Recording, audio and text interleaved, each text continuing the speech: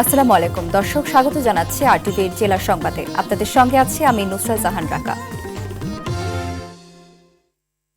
বান্দরবানের খুমধুম সীমান্তে মাইন বিস্ফোরণে এক রোহিঙ্গা যুবকের মৃত্যু হয়েছে। সকালে খুমধুম ইউনিয়নের রেজু আমতলী সীমান্ত এলাকায় এ ঘটনা ঘটে। স্থানীয়রা জানান, রেজু আমতলী এলাকায় শূন্য রেখা থেকে প্রায় ২.৫ কিলোমিটার বাংলাদেশের ভেতরে বাগান পরিষ্কার করতে যাওয়ার সময় মাইন বিস্ফোরণের ঘটনা ঘটে। এতে আব্দুল খালেক নামের রোহিঙ্গা যুবকের মৃত্যু হয়। তিনি কক্সবাজারের উখিয়া উপজেলার কুতুপালং রোহিঙ্গা ক্যাম্পের বাসিন্দা। এ ঘটনায় সীমান্ত এলাকা মানুষের মাঝে উদ্বেগ দেখা দিয়েছে। গেল ২৪ মে একই এলাকায় মাইন বিস্ফোরণে ৩ বাংলাদেশি নিহতের ঘটনা ঘটে। জামালপুর সীমান্তে আবারও পুশিনের চেষ্টা করেছে বিএসএফ। সোমবার রাতে দেওয়ানগঞ্জের বাঘারচর সীমান্তের কুমারের চর এলাকায় ১৮ জনকে পুশিনের চেষ্টা করা হয়েছে। জামালপুর ৩৫ বিজিবি ও স্থানীয়দের প্রতিরোধের পুশিন চেষ্টা ব্যর্থ করেন তারা। পুশিন ঠেকাতে হবিগঞ্জ সীমান্তে সর্বোচ্চ সতর্কতা অবস্থানে রয়েছে বর্ডার গার্ড বাংলাদেশ, বিজিবি। পাশাপাশি স্থানীয়দের সচেতন করতে চালানো হচ্ছে বিশেষ কার্যক্রম। ব্রাহ্মণবাড়িয়ার বিভিন্ন এলাকায় নিরাপত্তা জোরদার করা হয়েছে। এদিকে দিনাজপুরের হিলিতে সিসি ক্যামেরার মাধ্যমে সীমান্ত এলাকা পর্যবেক্ষণ করছে বিজিবি। এখন পর্যন্ত ৫০ কিলোমিটার এলাকায় ৭০টি সিসিটিভি ক্যামেরা স্থাপন করা হয়েছে। এখানে আমাদের বর্ডার মোটামুটি আমরা খুব সতর্কভাবে আছি। এপারে দেওয়ার চিন্তা ভাবনা করে তাদের সাথে আমরা সহযোগিতা করে তারা যেন কোনোভাবে এখানে না আসতে পারে। যে কোনো সময় রাত হোক আর দিন হোক ২৪ ঘন্টা আমরা বর্ডারে আমরা বর্ডারে থাকি, একটা লোকও আমরা ঢুকতে দেব না। আমরা এলাকার লোক হিসাবে আমরা কর্তব্যটা একটু বেশি। যদি পুশিং কোনো লোক আসে, অপরিচিত লোক দেখলে আমরা ইনশাল্লাহ এটা রুখে দাঁড়াবো। কোন রকম পুশিং যেন বাংলাদেশে না করতে পারে, সেজন্য আমরাও সহযোগিতা করব। নোয়াখালীর বেগমগঞ্জে দুর্বৃত্তদের এলোপাতাড়ি গুলিতে ফারুক হোসেন নামে এক যুবক গুরুতর আহত হয়েছেন। বর্তমানে নোয়াখালী ২৫০ শয্যা জেনারেল হাসপাতালে চিকিৎসাধীন রয়েছেন তিনি। সকালে উপজেলার কালামিয়ার পোল এলাকায় এ ঘটনা ঘটে। স্থানীয়রা জানান, একটি সিএনজি অটোরিকশায় করে আসা ৩ থেকে ৪ জন দুর্বৃত্ত ফারুককে লক্ষ্য করে এলোপাতাড়ি গুলি ছোড়ে।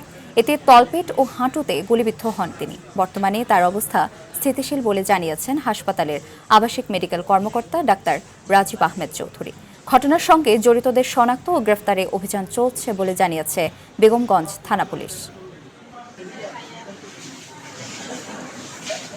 ফারুক হোসেন নামীয় ২৭ বছর বয়সী একজন বেগমগঞ্জ নিবাসী। উনি গুলিবিদ্ধ অবস্থায় আজকে সকালে হাসপাতালে ভর্তি হয়েছেন। আমরা ওনার দুটিও গুলির আঘাত পেয়েছি, একটি ওনার হাঁটুতে এবং একটি তলপেটে। বিশেষজ্ঞ সার্জনরা ওনাকে পরীক্ষা করবেন এবং পরীক্ষা করে ওনার আঘাতের গুরুতর কতটুকু এবং সেটা অনুযায়ী যা ব্যবস্থা নেওয়ার সেটা পরামর্শ দিবেন। ময়মনসিংহের গফরগাঁওয়ে জন্মদিন উদযাপন শেষে বাড়ি ফেরার পথে নাহিয়ান রবিন নামে এক কলেজ ছাত্রকে কুপিয়ে হত্যা করেছে দুর্বৃত্তরা। সোমবার দিবাগত রাতে উপজেলার পৌরমাজার রোড এলাকায় এ ঘটনা ঘটে। লালমনিরহাটের আতিথমারিতে প্রতিবেশী রকির ছুরিকাঘাতে লিয়াকত আলী নামে এক শিক্ষার্থী নিহত হয়েছে। ঢাকার ধামরায়ে লক্ষ্মী রানী নামে এক নারীর রহস্যজনক মৃত্যুতে তার প্রেমিক স্বপন অধিকারীকে আটক করেছে পুলিশ। মানিকগঞ্জের হরিরামপুরে রেজিয়া বেগম নামে এক নারীকে কুপিয়ে হত্যার অভিযোগ উঠেছে তার মানসিক ভারসাম্যহীন মেয়ে রোকেয়ার বিরুদ্ধে। চাঁপাইনবাবগঞ্জের নাচলে রেললাইনের পাশ থেকে অজ্ঞাত এক নারীর মরদেহ উদ্ধার করেছে পুলিশ। যশোরের মনিরামপুরে ভাগ্নিকে ইফটিজিংয়ের প্রতিবাদ করায় মামা ইমামুল হোসেনকে কুপিয়ে হত্যা করেছে একদল যুবক। স্বজনদের অভিযোগ, ঘটনায় জড়িত স্থানীয় যুবক রবিউল হোসেন, রাকিব, মেহেদি ও রাব্বি। ঢাকা চট্টগ্রাম মহাসড়কের কুমিল্লার বুড়িচং উপজেলার নিমসার বাজার এলাকায় হাইওয়ে পুলিশের গাড়িতে হামলার ঘটনা ঘটেছে।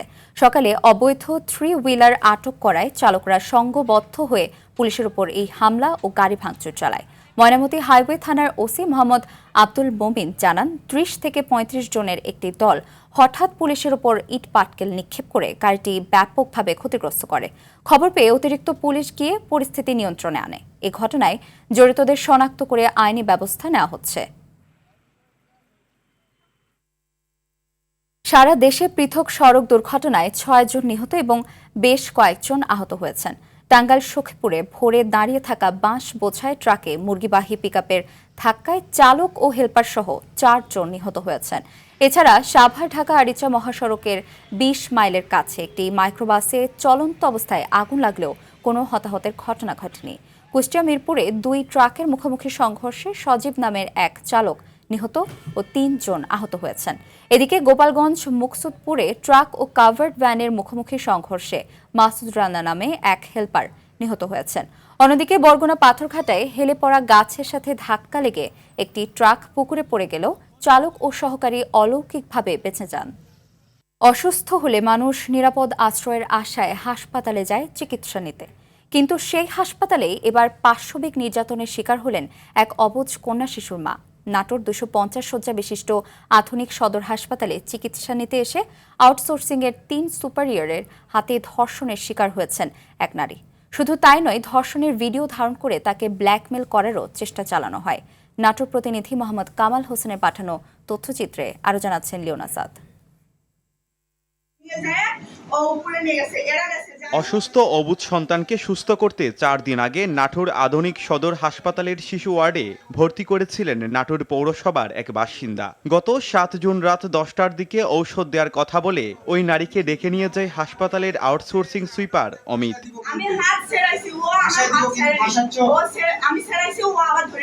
এরপর তাকে জোরপূর্বক ভবনের 6 তলায় জনশূন্য সিঁড়ি ঘরে নিয়ে ধর্ষণ করে সে।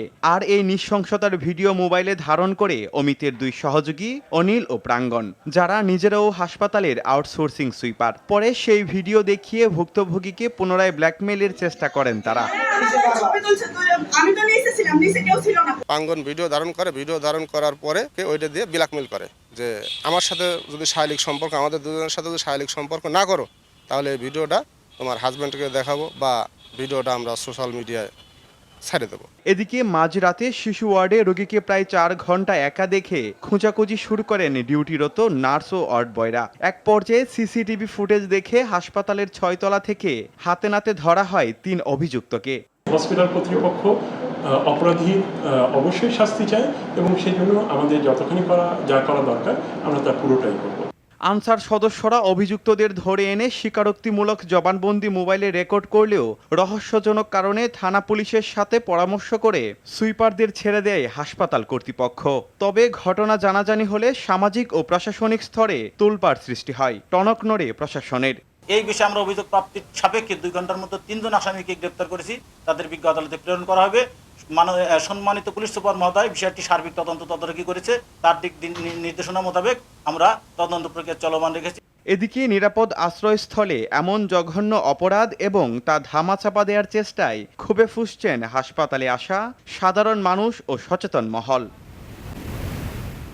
Leone Azad, RTV। বিশুদ্ধ পানির কোনো ব্যবস্থা নেই বরগুনার পাথরঘাটা উপজেলা স্বাস্থ্য কমপ্লেক্সে। দীর্ঘ 1 বছর ধরে নষ্ট পানি পরিশোধনের ফিল্টারটি। এতে রোগীদের পাশাপাশি হাসপাতালে কর্মরত চিকিৎসক ও নার্সদেরও বাহির থেকে কিনতে হচ্ছে বোতলজাত পানি। বরাদ্দ এলে ফিল্টারটি মেরামত করা হবে বলে জানান উপজেলা নির্বাহী প্রকৌশলী। বরগুনার পাথরঘাটা থেকে তাওহিদুল ইসলাম শুভর পাঠানো তথ্যচিত্রে বিস্তারিত জানাচ্ছেন সাকিব আল হাসান। বরগুনার পাথরঘাটা উপজেলার 50 শয্যার এই হাসপাতালে প্রতিদিন চিকিৎসা নেন অন্তত 200 রোগী। রয়েছে চিকিৎসক ও নার্সসহ প্রায় 50 জন কর্মকর্তা কর্মচারী, কিন্তু কারোর জন্যই নেই বিশুদ্ধ পানির ব্যবস্থা। প্রায় 1 বছর ধরে নষ্ট হয়ে পড়ে আছে ফিল্টারটি। উপকূলীয় অঞ্চল হওয়ায় লবণাক্ততার কারণে সরাসরি পান করা যাচ্ছে না হাসপাতালের সাপ্লাই পানি। বাধ্য হয়ে চড়া দামে বাইরে থেকে বোতলজাত পানি কিনতে হচ্ছে সবাইকে। পানি তো কষ্ট, এনে পানি নাই। মোরা গরিব মানুষ পাম কই, যাই ওই বাজার দিয়ে আনতে। এই পানি আনা লাগবে বাজারে কোনে যাই 40 টাকা আইতে যাইতে 20 টাকা যায় 40 টাকা।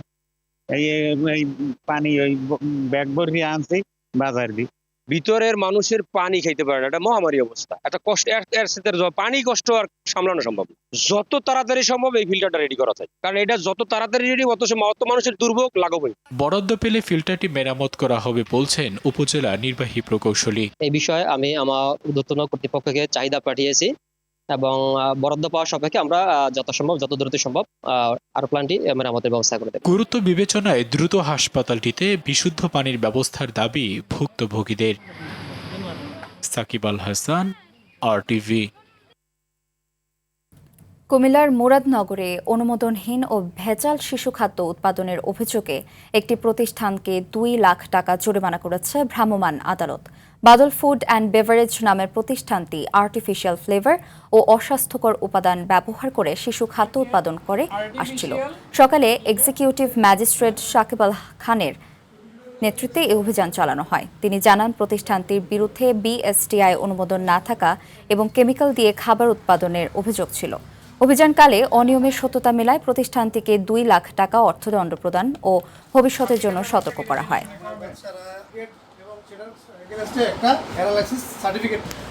একটা বা দুটো প্রোডাক্টের অনুমোদন ছিল, বাকিগুলো প্রোডাক্টের অনুমোদন নেই। পাশাপাশি ওনারা যেই ফুড গ্রেড কালারটা ইউজ করে সেটাতে কোনো লেবেল নেই এবং এটা খোলা ছিল।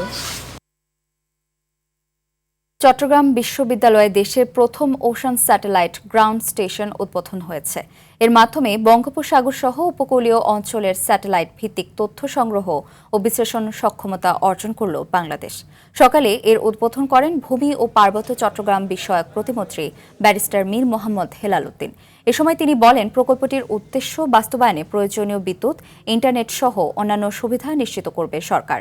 সমুদ্র সম্পদ ব্যবস্থাপনা, মাছ আহরণ, নৌ পরিবহন এবং উপকূলীয় উন্নয়নে স্টেশনটি গুরুত্বপূর্ণ ভূমিকা রাখবে বলেও জানান তিনি। চট্টগ্রাম বিশ্ববিদ্যালয় ও চীনের প্রাকৃতিক সম্পদ মন্ত্রণালয়ের যৌথ উদ্যোগে প্রায় 50 কোটি টাকা ব্যয়ে নির্মিত হয়েছে স্যাটেলাইট স্টেশনটি। হাই স্পিড ইন্টারনেটের ব্যবস্থা করতে হয়, এখন অনেক প্রযুক্তি এসছে, সেটাও করা হবে। কথা হচ্ছে সীমাবদ্ধতা থাকবে না, এটা বলা যাবে না, সীমাবদ্ধতা থাকবে। হয়তো অদূর ভবিষ্যতে সীমাবদ্ধতাগুলো থাকবে না, বাট এই চলমান সময় যে সীমাবদ্ধতাগুলো আছে সেগুলো কাটিয়ে কিভাবে এটাকে নিরবিচ্ছিন্ন সার্ভিস প্রোভাইড করা যায় বা এটাকে কিভাবে ফাংশনাল রাখা যায়। ঘটা করে উদ্বোধন করা হলেও দীর্ঘ 14 বছরেও চালু করা যায়নি টঙ্গী নদী বন্দরের বাণিজ্যিক কার্যক্রম। তুরাগ নদের নাব্যতা সংকট আর নদীর উপর কম উচ্চতার অন্তত 10টি সেতু নির্মাণের কারণে এই বন্দরে কোনো পণ্যবাহী নৌযান আসতে পারছে না। ফলে প্রায় 90 কোটি টাকা ব্যয়ে নির্মিত অবকাঠামোর সুফল পাচ্ছেন না স্থানীয় ব্যবসায়ীরা। টঙ্গী প্রতিনিধি নাইমুল হাসানের পাঠানো তথ্যচিত্রে আরও জানাচ্ছেন লিওনাজাদ। উদ্বোধনের পর কেটে গেছে দীর্ঘ 14টি বছর, কিন্তু আজ পর্যন্ত দেখা মেলেনি কোনো পণ্যবাহী জাহাজের, ওঠানামা করেনি কোনো মালামাল। কর্মকর্তা কর্মচারীরা আছেন, কিন্তু কাজ না থাকায় পার করছেন অলস সময়।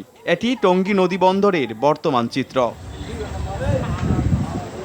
ঢাকার চারপাশের নদীগুলোকে সচল ও পণ্য পরিবহনে গতি আনতে 2000 সালে নৌ পরিবহন মন্ত্রণালয় একটি মেগা প্রকল্প গ্রহণ করে। প্রায় 13 বছর ধরে চলা এই প্রকল্পে ব্যয় ধরা হয় 90 কোটি টাকা, যার আওতায় নির্মাণ করা হয় 12টি ল্যান্ডিং স্টেশন। বিশাল পল্টন দিয়ে সাজানো হলেও অযত্ন আর অবহেলায় নেই এখন আর আগের রূপ। নারায়ণগঞ্জ থেকে এই মালগুলি যদি জাহাজের মাধ্যমে আসে তাহলে যে কস্টিং, সে কস্টিংটা দেখা গেছে যে গাড়িতে আসলে 10,000 টাকা, এটাতে আসলে 3,000 টাকা। এই 14 বছর কোনো জাহাজ আসে না, আমাদের ব্যবসা প্রতিষ্ঠানগুলি করতে অসুবিধা। জাহাজ যদি আসতো তাহলে আমাদের ব্যবসা প্রতিষ্ঠানটা করতে পারতাম সুন্দর মতো। সংশ্লিষ্টরা বলছেন, তুরাগ নদের ভয়াবহ নাব্যতা সংকটের কারণেই বড় পণ্যবাহী জাহাজ বা ট্রলার প্রবেশ করতে পারছে না। আশুলিয়া থেকে ডেমরা ব্রিজ পর্যন্ত এই যে 8-10টা ব্রিজ, যেটা এই বড় জাহাজগুলার মানে চলাচলে ব্যারিয়ার, এই ব্রিজগুলো যদি না থাকতো তাহলে আমাদের এই নদীবন্দরটা আরো খুব সচল হতো। সঠিক জরিপ, পরিকল্পিত ড্রেজিং এবং সেতুগুলোর উচ্চতা সমস্যার সমাধান করে দ্রুত এই বন্দরটি সচল করার দাবি স্থানীয় ব্যবসায়ীদের। লিওন আজাদ, RTV। চরম অবহেলা আর দীর্ঘদিনের উন্নয়নহীনতায় এক প্রকার অরক্ষিত অবস্থায় পড়ে রয়েছে রংপুর রেলওয়ে স্টেশন। নানামুখী অব্যবস্থাপনায় যাত্রীদের দুর্ভোগ এখন চরমে। স্টেশনে প্রয়োজনীয় ওভারব্রিজ না থাকায় এক প্ল্যাটফর্ম থেকে অন্য প্ল্যাটফর্মে যেতে জীবনের ঝুঁকি নিয়ে সরাসরি রেললাইন পার হচ্ছেন সাধারণ মানুষ। রংপুর প্রতিনিধি জাহাঙ্গীর আলম বাদলের পাঠানো তথ্যচিত্রে আরও জানাচ্ছেন আবরা মাহি। উত্তরবঙ্গের অন্যতম প্রধান এই রেলওয়ে স্টেশনে প্রতিদিন হাজারো মানুষের পদচারণা। তবে পুরো স্টেশনে ছড়িয়ে ছিটিয়ে থাকা অব্যবস্থাপনার কারণে প্রতিদিন এখানে আসা যাত্রীদের পোহাতে হচ্ছে অন্তহীন ভোগান্তি।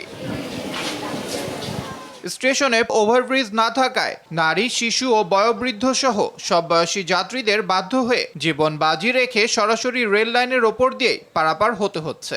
অন্যদিকে প্ল্যাটফর্মে নিরাপত্তা কর্মীদের অভাবে চলন্ত ট্রেনের পেছনে ঝুলে ওঠার মতো আত্মঘাতী দৃশ্য এখানে নিত্যদিনের ঘটনা। কর্মকর্তার গাফিলতির কারণে আজকে ট্রেনে জীবনের ঝুঁকি নিয়ে যাত্রীরা ইঞ্জিনে চড়তেছে, হাতে চড়তেছে, টিকিট ছাড়াই বিভিন্ন গন্তব্যে যাচ্ছে। রংপুর রেলওয়ে স্টেশন, এখানে দীর্ঘদিন যাবৎ কোনো পাবলিক টয়লেট নেই। যারা বিশেষ করে যারা মহিলা, বাচ্চা আছে, শিশু, বৃদ্ধ, তাদের জন্য খুবই এটা একটা প্রবলেম হয়ে যায়। কর্তৃপক্ষের দৃষ্টি আকর্ষণ করি যেন এই জিনিসটা অচিরে স্থাপন করা হয়। এদিকে জনবল সংকটের অজুহাত দিয়ে দায় সারার চেষ্টা করেন এ কর্মকর্তা। যেখানে ওভারব্রিজ থাকে না সেখানে দেখা গেল যে আমাদের এমনিতেই ব্যবস্থা করা থাকে কেমন যে প্ল্যাটফর্মের শেষের অংশে আমাদের সিঁড়ির ব্যবস্থা থাকে, ওভারব্রিজ নাই, সেখানে আমার 2 মাসটার দিকে সিঁড়ির ব্যবস্থা থাকে, ওদিক দিয়ে আপনাকে 2 নম্বর প্ল্যাটফর্মে যেতে হবে। দীর্ঘমেয়াদী অবহেলা আর আশঙ্কার অবসান ঘটিয়ে দ্রুত একটি ওভারব্রিজ সহ আধুনিক ও নিরাপদ স্টেশনের দাবি রংপুরবাসীর। আবরার মাহি, RTV। বর্ষা মৌসুম পুরোপুরি শুরু না হতেই মানিকগঞ্জের পদ্মা ও যমুনা নদী তীরবর্তী এলাকায় দেখা দিয়েছে ভয়াবহ ভাঙন আতঙ্ক। নদীর পানি বাড়ার সঙ্গে সঙ্গে বিভিন্ন এলাকায় শুরু হয়েছে ভাঙন। দ্রুত স্থায়ী সমাধান করা না হলে ভিটে বাড়ি ও সরকারি স্থাপনা নদীগর্ভে বিলীন হওয়ার শঙ্কায় নদীপাড়ের মানুষ। মানিকগঞ্জ থেকে আফ্রিদি আহমেদের তথ্যচিত্রে আরও জানাচ্ছেন লিওন আজাদ। মানিকগঞ্জের হরিরামপুর ও শিবালয় উপজেলার বিভিন্ন এলাকায় আগাম নদী ভাঙনের আতঙ্ক ছড়িয়ে পড়েছে। নদী ভাঙন এতটাই তীব্র আকার ধারণ করেছে যে বসত ভিটা, বিদ্যালয়, মসজিদ, মন্দির ও সোলার প্রজেক্ট সহ সরকারি অনেক স্থাপনা এখন হুমকির মুখে। সেই সাথে গত কয়েক বছরে নদী গর্ভে বিলীন হয়ে গেছে কয়েক কিলোমিটার ফসলি জমি। ভাঙন কবলিত মানুষ বলছেন, গত কয়েক বছর ধরে নদীর আগ্রাসনে অনেক পরিবার ভিটেমাটি হারিয়ে নিঃস্ব হয়েছে। এবারও বর্ষা শুরুর আগেই নদীর ভয়াল রূপ দেখা দেয়ায় চরম উদ্বেগে রয়েছেন তারা। স্থানীয়দের অভিযোগ, নদী ভাঙন রোধে কোটি টাকা ব্যয়ে জিও ব্যাগ ফেলা হলেও অধিকাংশ স্থানে তা টেকসই হয়নি। তাদের কাছে অনুরোধ, আমাদের এক সপ্তাহের ভিতরে আমাদের এই নদীর কবর হচ্ছে বাঁচান। গ্রামটা প্রায় শেষের দিকে, এখন কিছু লোক আছে, মানে এখন গ্রামের মোটামুটি 50% লোক আছে, আর 50% লোক নদী ভাঙনের কারণে অন্যথায় সরে গেছে। সরকার কি করবে সেটা আমাদের আবেদন, সরকার যেন আমাদের এই নদী ভাঙন রোধ করতে একটু সহযোগিতা করে। আর একজনকেও ভিটেমাটি হারাতে হবে না বলে আশ্বাস দেন পানি সম্পদ মন্ত্রণালয়ের প্রতিমন্ত্রী। একটি মানুষের একটি ঘর, 1 কাঠা জমি যেন নদীতে বিলীন না হয়ে যায়, সেই জন্য মাননীয় প্রধানমন্ত্রী তারেক রহমান এই উদ্যোগ নিয়েছেন। ইনশাল্লাহ আগামীবার এই বর্ষার পরবর্তীতে আমরা এই যে প্রকল্পগুলো হাতে নিয়েছি সেগুলো আমরা বাস্তবায়ন করে দেব। তবে নদীপাড়ের মানুষের আশঙ্কা, দ্রুত স্থায়ী ও কার্যকর ব্যবস্থা গ্রহণ না করলে চলতি বর্ষায় আরো ব্যাপক ক্ষয়ক্ষতির মুখে পড়তে হবে হাজারো পরিবারকে। লিওন আজাদ, RTV। দর্শক, জেলা সংবাদের বাকি অংশ দেখতে থাকুন RTVর ফেসবুক পেজে। মুন্সিগঞ্জের টঙ্গীবাড়িতে পদ্মা নদীতে গোসলে নেমে নিখোঁজ হওয়া জাহানারা বেগম নামের এক নারীকে 16 ঘণ্টা পর চাঁদপুরে জীবিত উদ্ধার করা হয়েছে। গতকাল সোমবার বিকেল 4:30টায় উপজেলার মিতারা ঘাট এলাকায় তিনি নিখোঁজ হন। খবর পেয়ে ফায়ার সার্ভিসের ডুবুরি দল উদ্ধার অভিযান শুরু করে। আজ সকালে নিখোঁজ নারীর পরিবার জানায়, জাহানারা বেগমকে চাঁদপুর ঘাট এলাকায় জীবিত পাওয়া গেছে। বর্তমানে তিনি সুস্থ আছেন। এ ঘটনায় ফায়ার সার্ভিসের চলমান উদ্ধার অভিযান সমাপ্ত ঘোষণা করা হয়েছে। ঝালকাঠির নলছিটি উপজেলায় গ্রামীণ সড়কের বেহাল দশা। উপজেলার 710 কিলোমিটার সড়কের মধ্যে 352 কিলোমিটার সড়কেই লাগেনি ইট পাথরের ছোঁয়া। বর্ষা মৌসুমে কাঁচা রাস্তা দিয়ে যানবাহন চলাচল তো দূরের কথা, বৃষ্টির দিনে পায়ে হাঁটায় দায়। এতে চলাচলে প্রতিনিয়ত দুর্ভোগে পড়ছেন গাড়ির চালক, পথচারী ও কোমলমতি শিক্ষার্থীরা। ঝালকাঠি প্রতিনিধি জহিরুল ইসলাম জলিলের তথ্যচিত্রে আরও জানাচ্ছেন সুলাইমান কবির। ঝালকাঠির নলছিটি উপজেলার কুশঙ্গল ইউনিয়নের দক্ষিণ সরমহল গ্রামের সড়ক এটি। স্বাধীনতার পর মাটি দিয়ে সড়কটি নির্মাণ করা হলেও আজ পর্যন্ত লাগেনি উন্নয়নের ছোঁয়া। এই সড়কের মতোই বেহাল দশা উপজেলার লক্ষণকাঠি, ভৈরবপাশা, ঈশ্বরকাঠি সহ বিভিন্ন এলাকার গ্রামীণ সব রাস্তার। উপজেলার 710 কিলোমিটার সড়কের মধ্যে 352 কিলোমিটার সড়কই কাঁচা।